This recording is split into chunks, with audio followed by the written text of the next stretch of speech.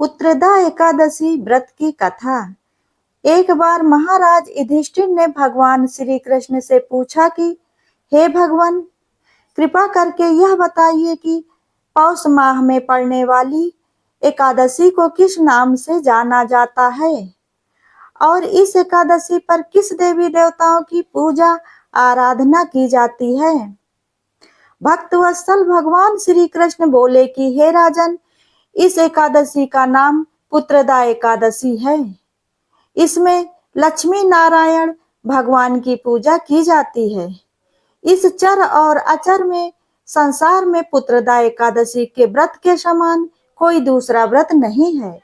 इसके पुण्य से मनुष्य तपस्वी, विद्वान, लक्ष्मीवान होता है। आज मैं तुम्हें पौष माह के शुक्ल पक्ष में पड़ने वाली पुत्रदा एकादशी व्रत की कथा सुनाता हूँ। हे राजन, तुम ध्यान पूर्वक इस कथा को सुनना। भद्रावती नामक नगरी में सुकेतुमान नाम का एक राजा राज्य करता था।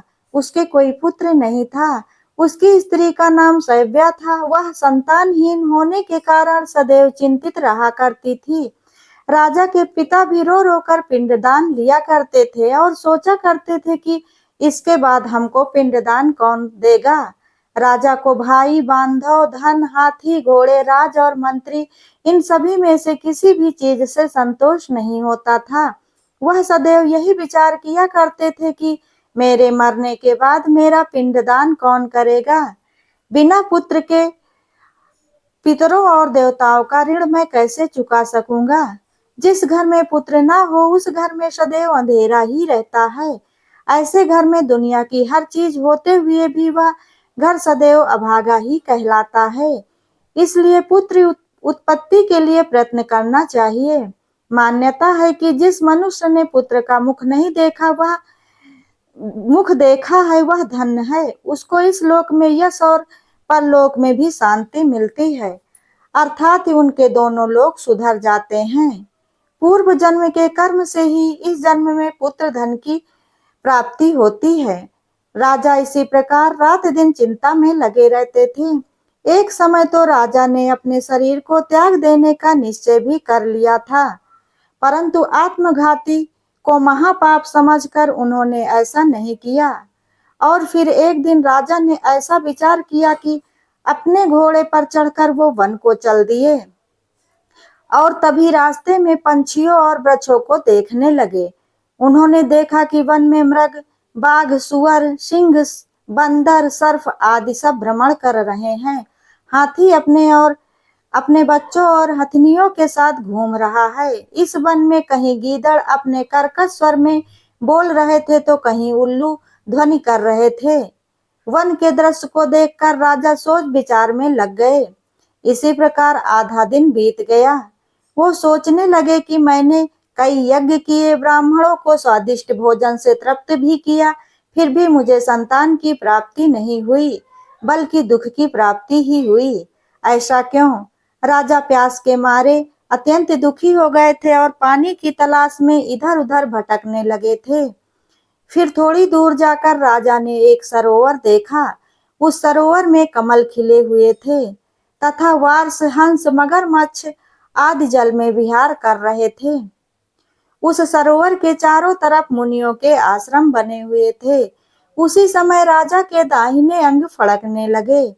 राजा ने इसे शुभ शकुन समझकर घोड़े से उतरकर मुनियों को दंडवत प्रणाम करके उनके पास बैठ गए।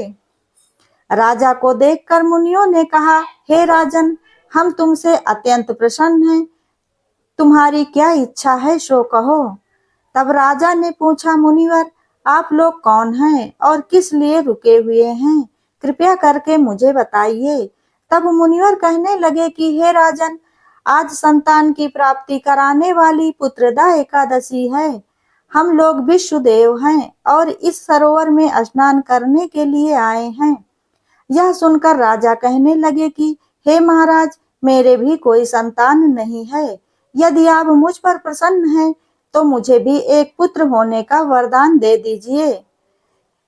मुनि बोले, हे राजन, आज पुत्रदा एकादशी का व्रत है। आप अवश्य ही इस व्रत को करें। भगवान नारायण की कृपा से अवश्य ही आपके घर में पुत्र की प्राप्ति होगी।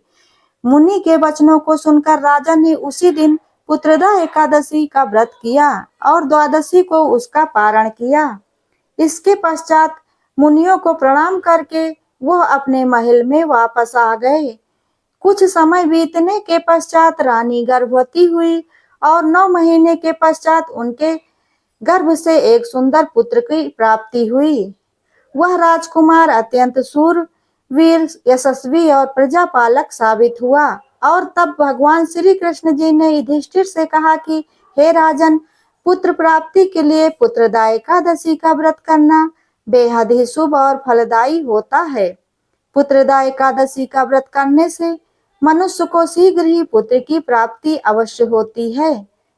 जो भी मनुष्य इस महात्म को पढ़ता या सुनता है, उसे अंत में स्वर्ग की प्राप्ति भी होती है। अगर कोई निसंतान व्यक्ति संतान प्राप्ति की मनोकामना से इस व्रत को करता है और श्री हरि विष्णु और माता लक्ष्मी की विधिवत पूजा आराधना करता है और विनम्र पूर्वक नारायण से अपनी मनोकामना कहता है, तो नारायण उसकी यह मनोकामना अवश्य ही पूरी करते हैं। इस वर्ष 2024 में सावन माह में पुत्रदा एकादशी का व्रत 16 अगस्त को किया जाएगा। धार्मिक मान्यता है कि पुत्रदा एकादशी का व्रत करने वाले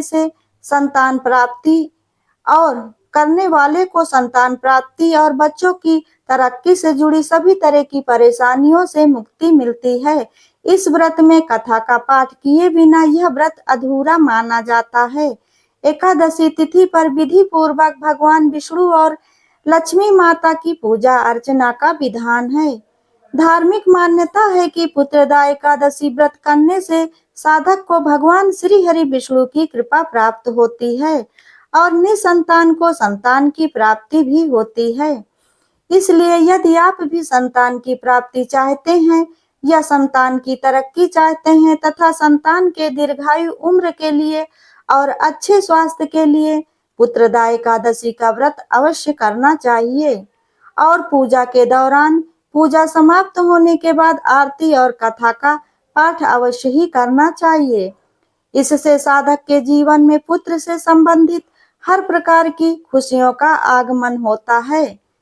पुत्रदा एकादशी की पूजा विधि।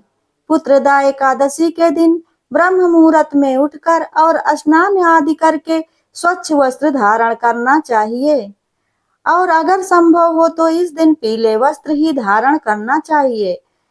और उसके बाद सर्वप्रथम सूर्य भगवान को जल अर्पित करना चाहिए। तत्पश्चात एक चौकी पर पीला वस्त्र बिछाएं और भगवान श्री हरि विष्णु और माँ लक्ष्मी की संग वाली प्रतिमा विराजमान करें, उनका अभिषेक करें, पीला वस्त्र अर्पित करें और माँ लक्ष्मी को 16 श्रृंगार की सामग्री चढ़ाएं। देसी घी का दीपक जलाकर धनिया की पंजीरी, पंचामृत, पीले फल और पीली मिठाई का भोग लगाएं और पूजा के दौरान श्री हरि विष्णु के मंत्रों का जाप अवश्य करें।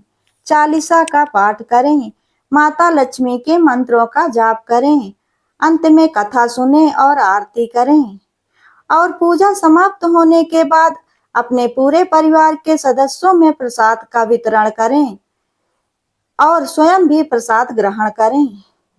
दोस्तों, अगर आप लोगों को यह वीडियो पसंद आया हो तो वीडियो को लाइक, शेयर, कमेंट जरूर करें और ऐसी ही ज्ञानवर्धक और धार्मिक जानकारियों एवं कथा कहानियों के लिए चैनल को सब्सक्राइब करें।